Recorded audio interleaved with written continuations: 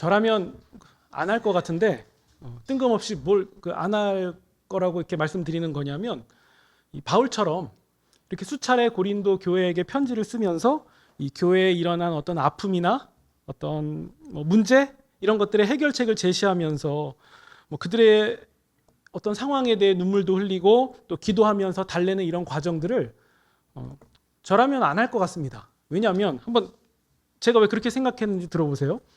일단 사도행전을 보면 바울 사도는 이 고린도 지역에 1년 6개월간 머물면서 이 군용 텐트를 만드는 일을 했어요. 아무래도 생계 유지도 필요했고 여러 가지 자원이나 물자가 좀 필요했기 때문에 그래서 텐트 만드는 일을 하면서 또 고린도 교회를 위해서 헌신하니까 그의 삶은 매일매일 녹초였을 겁니다. 그러니까 목회를 하면서 노동을 동시에 한 거죠. 네. 그런데 그렇게 보면 어쨌든 고린도 교회 입장에는 이 바울이라고 하면은 교회를 개척한 첫 복음 선생님이 되는 거잖아요. 그러니까 특별한 사람인 건데 그러면 바울이 또 어떤 인간적인 기대를 좀 해볼 수 있을 것 같지 않습니까? 다른 걸 떠나서 일단 내가 복음을 전해서 교회가 세워졌으니 나의 지도나 나의 수고나 공로에 대한 인정을 같이 해주면서 잘 협력해서 이렇게 좀 진행될 거를 기대할 수 있을 것 같습니다.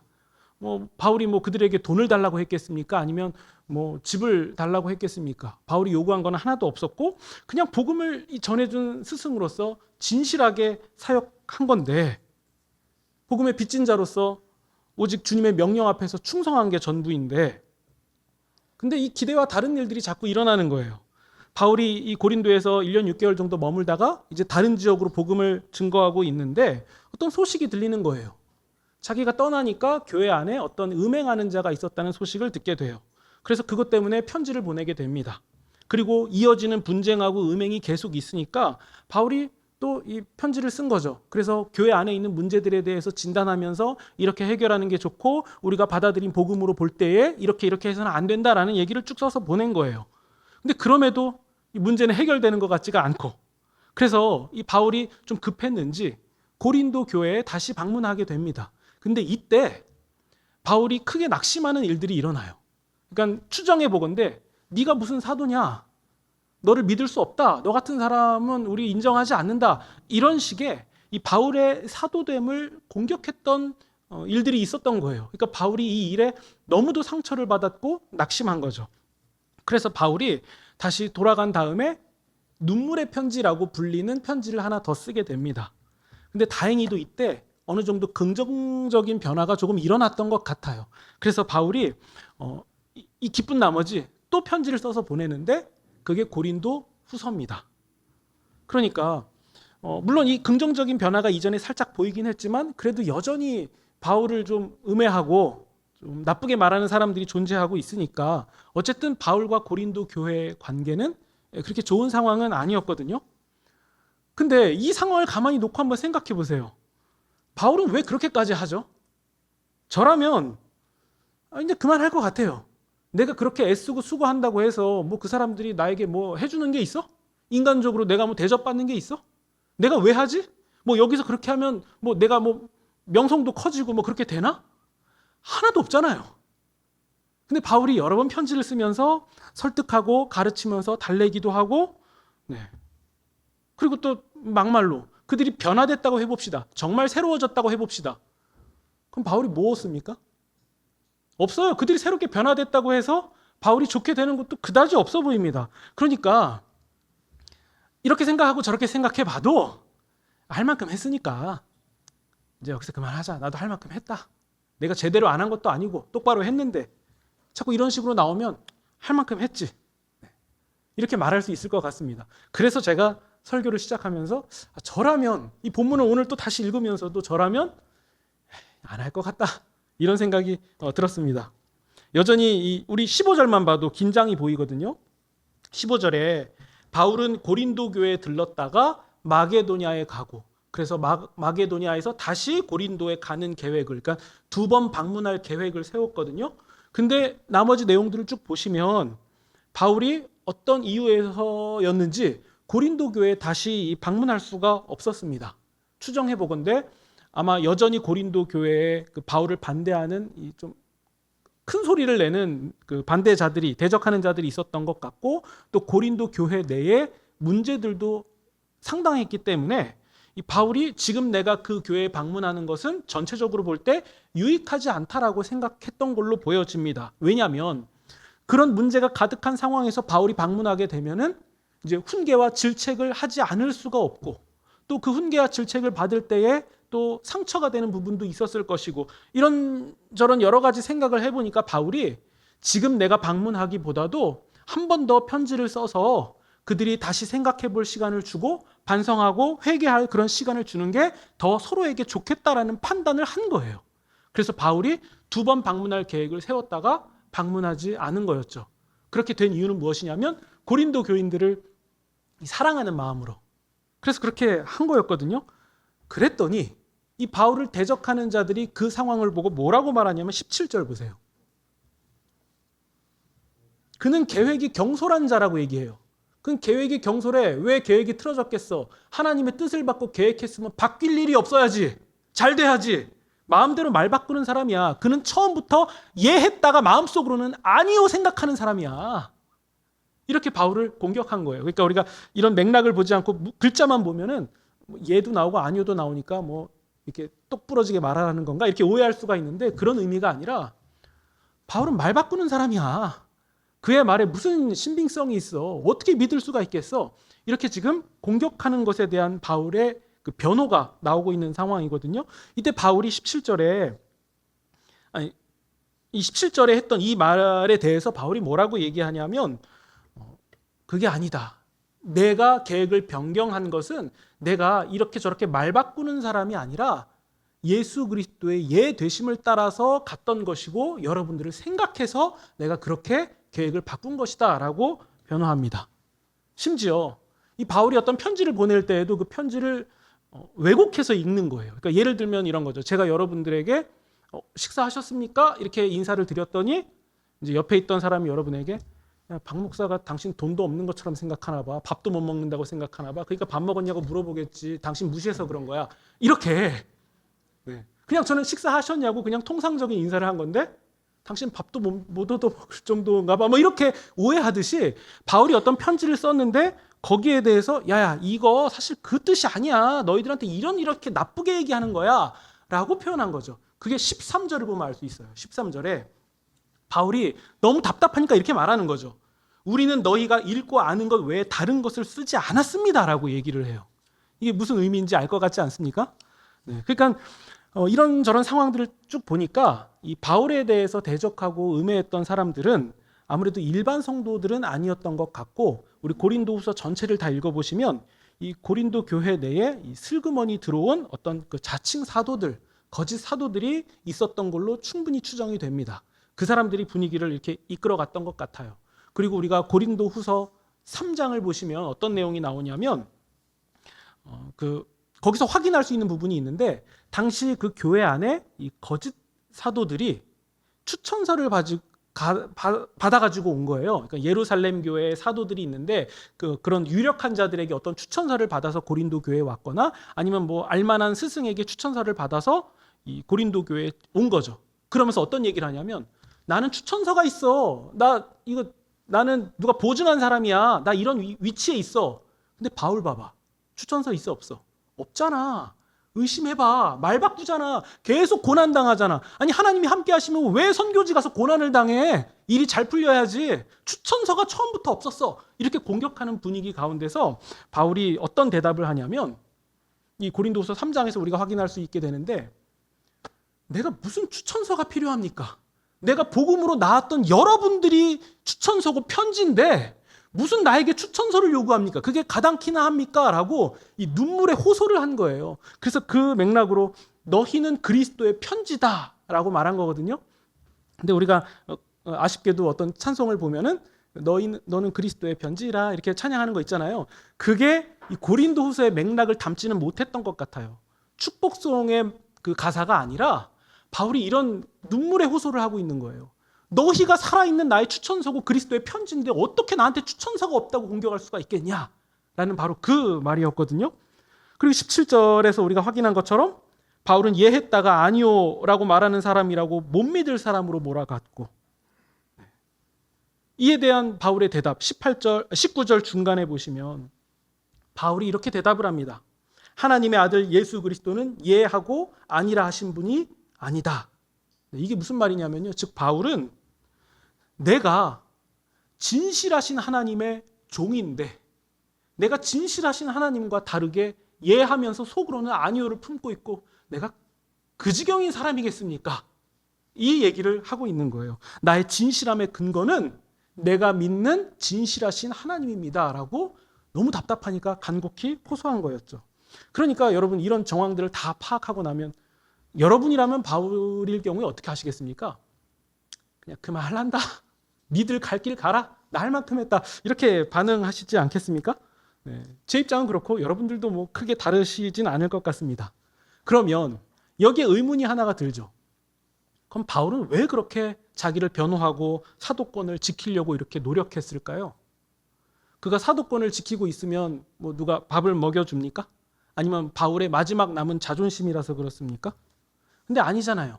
바울은 그 고린도 교회에서 사역하면서 자기가 군용 텐트를 만드는 일로 추정이 되는데 그런 일까지 하면서 저녁에는 쉬어야 될 때에 목회도 하면서 정말 힘들게 보냈거든요. 그러니까 사도권을 자기가 지킨다고 해서 고린도 교회에 받을 수 있는 유익은 없습니다. 그러면 바울은 왜 이 사도권을 그렇게 지키려고 했을까? 계속 끊임없이 변호하면서 말을 이어갔을까 생각해 보면 거기에는 분명한 이유가 있는데요. 그것은 바울이 이 가짜 사도 혹은 예라고 했다가 아니요 하는 그런 못 믿을 사람이 되는 순간 어떤 일이 일어나냐면 바울이 이전에 전했던 복음도 믿을 수 없는 말이 되고 복음도 가짜가 되고 그리고 성도들이 그 바울을 의심하면서 믿음의 길에서 이탈하는 일이 생길 수 있는 거예요. 그러니까 바울은 바로 그 지점이 가장 걱정이 돼서 사도권을 변호하는 거예요. 내가 전한 것은 그냥 허투루 인간의 생각으로 육체를 따라서 전한 것이 아니라 정말 내가 진실되게 진실하신 하나님의 명령을 따라서 내가 진실하게 여러분에게 전하는 것이고 그렇기 때문에 내가 여러분에게 전해서 세워진 이 교회와 복음은 믿음은 가짜 아닙니다. 이탈하시면 안 돼요. 잘 간직하고 있어야 됩니다. 이 호소를 하기 위해서 바울이 사도권을 끝까지 변호했던 거예요. 예를 들어서 여러분 제가 이렇게 지금 설교를 하고 있는데 제 설교를 여러분들이 못 들을 만한 말로 바꿀 수 있는 가장 쉬운 방법은 뭐냐면 그냥 옆 사람한테 딱 이런 식으로 한마디만 하시면 돼요. 작년에 박 목사가 3천만 원 빌린 거 아직도 안 갚았다? 이 말씀 한마디만 하시면 지금 제가 말하는 게 하나도 안 들리게 될 거예요. 그러면서 지난번에 이러이러했던 거 다 거짓말이었어. 뒤에서 우리 교인들 주머니만 바라보고 있고 이렇게 몇 마디만 흘리면 지금 제가 여기서 말하는 것이 곤혹스러운 시간이 되는 거예요. 그러니까 여러분 메시지에 대해서 공격할 게 없으면 이 메시지를 전하는 사람을 공격하면 되는 거예요. 저 사람이 말하는 거 꿍꿍이가 있어. 뭐가 있어. 그러니까 딱 이 상황인 거예요. 바울이 진실하게 노력하고 수고하고 정말 진리를 전해도 야, 바울이 왜 지금 고난당해? 생각해봐. 정말 하나님이 보내셨으면 고통을 당하면 안 돼.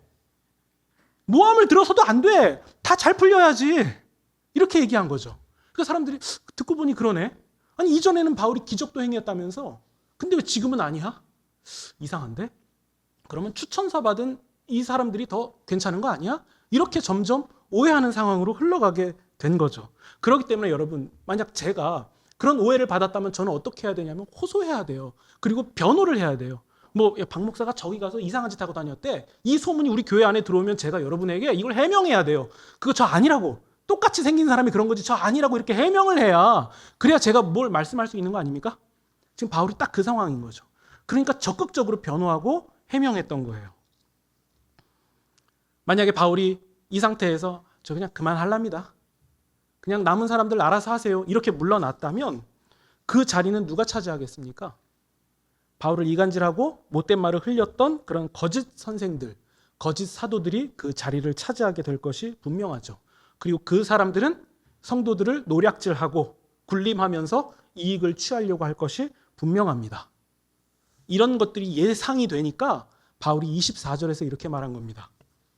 우리가 너희 믿음을 주관하려고 한 게 아니다. 나 바울 일행은 우리 선교팀은 너희 위해서 군림하고 주장하고 마음대로 휘저으려고 한 것이 아니라 오직 너희 기쁨을 돕는 자가 되려 함이니 이는 너희가 믿음에 섰음이라. 그러니까 지금까지 제가 여러분들에게 드린 말씀을 정리해 보면 바울은 자기의 사도됨이 무너지면 그가 전한 복음마저도 진리마저도 무너진다는 것을 우려하고 있었고, 그렇기 때문에 바울은 자기가 복음을 전하는 복음 증거자이기 때문에 자신의 삶은 진실하려고 끝없이 노력하면서 살았고, 또 자기에 대한 오해를 적극적으로 변호하기도 했던 거죠. 이것은 바울이 이렇게 표현합니다. 나는 양심대로 살아왔고 양심을 걸고 말할 수 있고, 이것은 정말 내가 진실했다는 것은 저의 자랑거리입니다 라고 말합니다. 여러분, 우리가 읽은 이 본문은 오늘날 우리에게도 시사하는 바가 굉장히 큽니다. 하나님이 성도로 불러주신 우리에게 필요한 덕목이 있다면 오늘 본문은 진실함이라고 말할 것이 분명합니다. 바울이 말한 대로 우리가 믿는 예수님은 하나님의 약속과 계획에 대해서 예라고 하셨고, 그러면서 동시에 아니요 하신 분이 아니죠.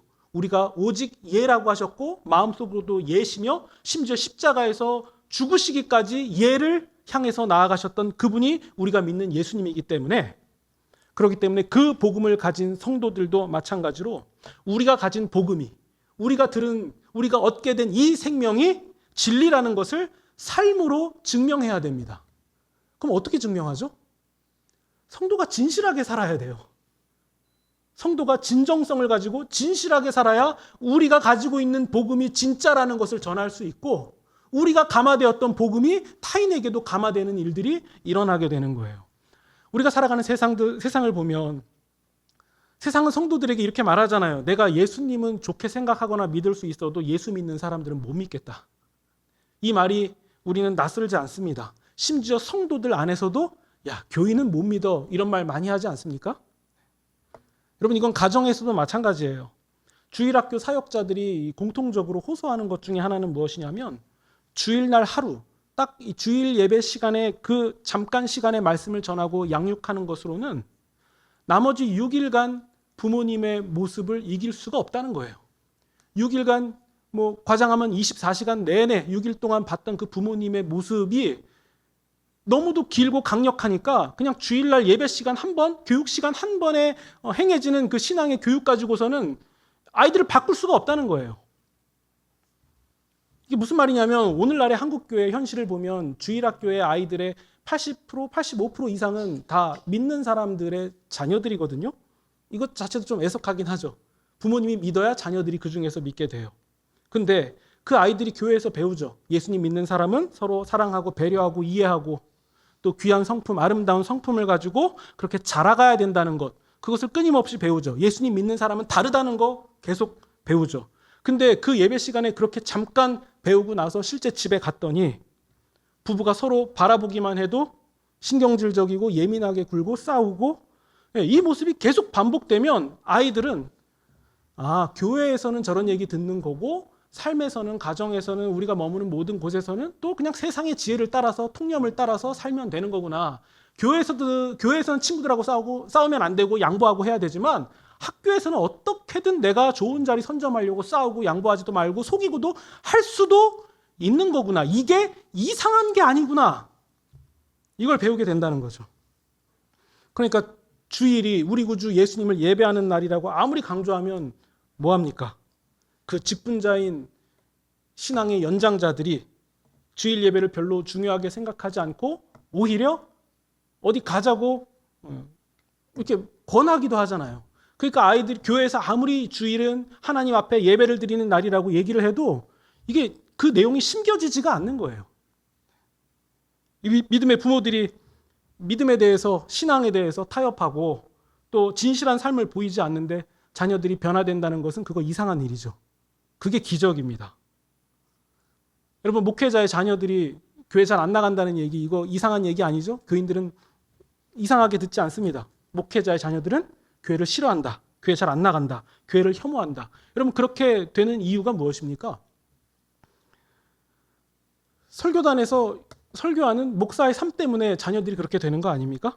만약 제 딸이 교회를 혐오하게 되고 신앙이 엉망이 된다면 10중 8구 그것은 강단에서 설교하는 저의 이 모습과 가정에서 제가 행하는 삶의 모습의 괴리감이 너무 크기 때문일 거예요. 그래서 난 교회 안 가. 저 강단에서 말하는 저거 다 자기도 안 지킬 거잖아. 이렇게 되면 그 자녀는 교회를 혐오하게 되는 거예요. 교회에서 친절하고 헌신하는 분들을 보면서 아유, 저분들도 집에서는 엉망이겠지? 이렇게 되는 거죠. 가정뿐만이 아닙니다. 우리 성도님들이 머무는 모든 영역, 직장과 어떤 사모임이나 그 모든 영역에서 성도들의 신자다움, 그리고 그들의 진실함을 잃어버렸기 때문에 세상에 감동을 주기는커녕 손사래를 치게 만들었던 것은 아닙니까? 예수 믿는 것들이 더해. 이런 말이 나오게 되는 것이 사탄의 전략이라면 사탄은 매우 탁월하고 기가 막힌 전략을 쓴 것이 분명합니다. 그리고 동시에 제가 드린 이런 말씀도 맞아 다 그렇지.